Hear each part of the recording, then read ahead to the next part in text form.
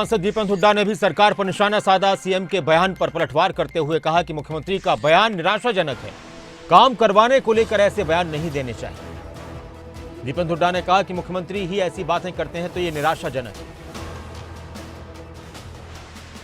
देखिए, जहां तक मुख्यमंत्री जी की बात है, ये मुझे बड़ा निराशाजनक उनका बयान आया है, क्योंकि वो खुद सांसद रहे हैं।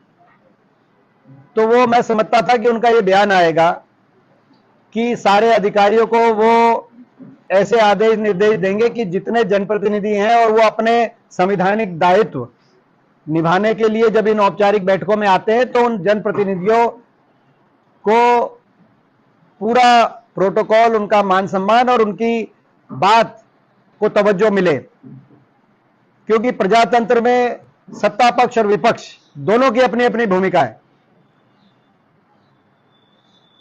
कोई व्यक्तिगत प्रोटोकॉल किसी को मिले ना मिले वो हमारा विषय नहीं है।